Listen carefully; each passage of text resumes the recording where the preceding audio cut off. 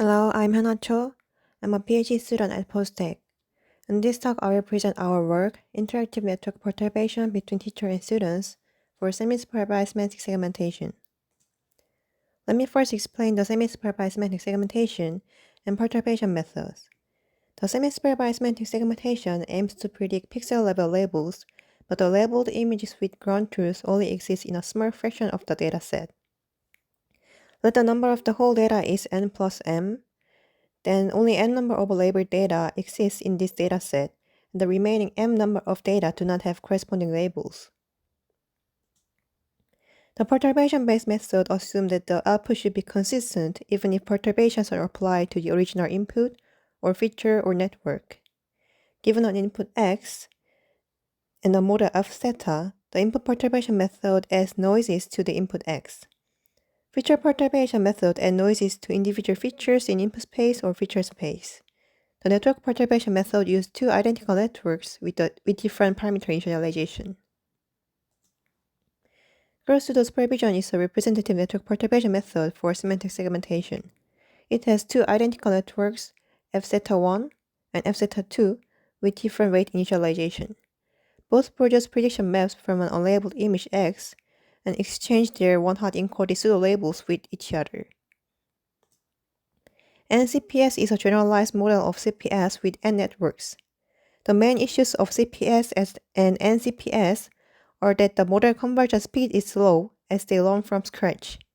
NCPS showed that adopting multiple networks does not guarantee performance improvement, and the exhaustive number of supervision exchanges may be computationally intractable. Therefore, it is necessary to efficiently utilize multiple networks with a strategic training approach. In this work, using one teacher and two student networks, we propose a novel teacher-student architecture for semi-supervised semantic segmentation by clearly separating the roles of labeled and unlabeled data. Our method flexibly controls the influence of pseudo networks on a teacher network so that the teacher network improves to provide better pseudo supervision to students. Our method accelerates model convergence and stabilizes training in only training stages using much fewer unlabeled data and a reduced number of epochs compared to existing state-of-the-art methods. The labeled data is used to establish the teacher network so that the teacher gains knowledge to teach students. So it is used as a validation proxy to regulate the amount of interaction between the teacher and students. On the other hand, the unlabeled data propagates knowledge from better networks to less trained networks, and it is used to impose consistency realization between networks. Basically, our method has three training steps: establishing a teacher network, guiding student networks, and perturbing the teacher network again. The second and third steps are iterated in every mini-batch. In the first step, a teacher network is trained on the labeled dataset DL and attains the ability to generate pseudo-supervision to guide pseudo-networks. The left formula is the pixel-wise supervision loss to train a teacher network, and the right figure shows that the teacher network takes a label sample, X, L, and outputs its prediction map, PT. The YL is the ground truth label map of the label sample. In the second step, two pseudo networks are co-trained on both labeled and unlabeled sets. For the label set, the students are trained with ground truth labels. On the other hand, for the unlabeled set, the teacher network provides a pseudo supervision to students so that the students are trained on unlabeled data, XU, and thus the students converge fast at the early training stages. This is done with the guided pseudo supervision.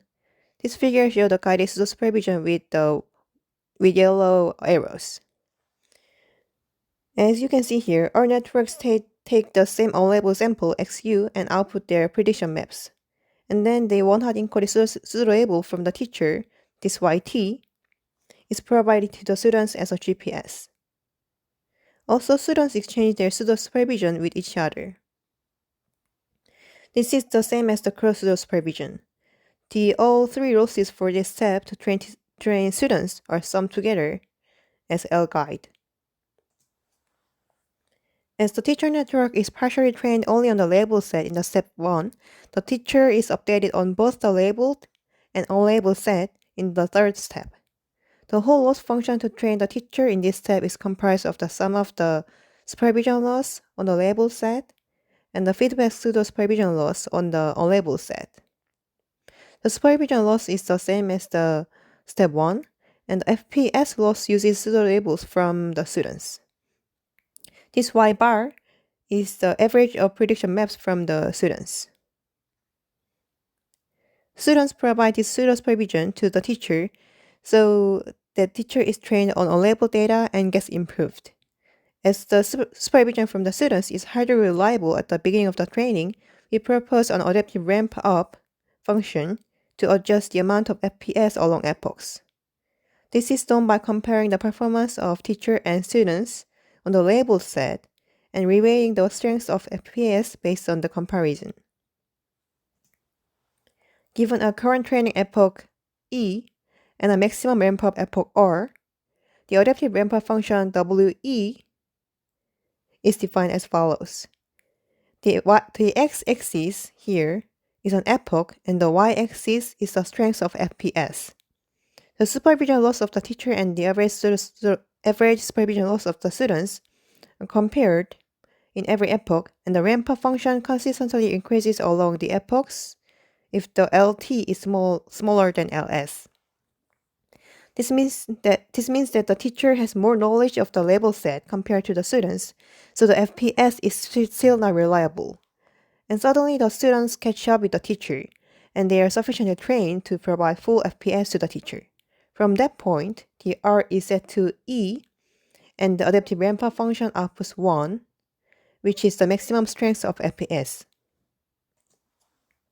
So this is the overview of the second and third steps that are iterated in every mini-batch update. We used Pascal VOC 2012 and Cityscapes dataset for the experiment. And the experiments were performed on 4 labeled partitions. We set 1/16, 1/8, quarter and half of the whole dataset as a label set, and the remaining set as an unlabeled set. 2 different backbones were used, and MIOU was used as the evaluation metric. We first compared the number of unlabeled data to train all networks of network perturbation-based method. We have 2 datasets and 4 labeled partitions for each dataset. And these are all network perturbation methods that use 2 or more networks. For one epoch, this method and our method use this number of unlabeled data, and they use this amount of unlabeled data for all epochs. As shown in this figure, our method uses a substantially smaller number of data compared to the baselines. This is because CPS and NCPS additionally use the label set without grantor's labels, as if it were an unlabeled set. PSMT and ELN double the unlabeled samples to feed differently augmented samples to students and teacher networks. ST++ requires 1.5 times more unlabeled samples for its 2-step self-training with 4 networks. GPS uses only 10% of data used by PSMT in the quarter and half labeled partitions.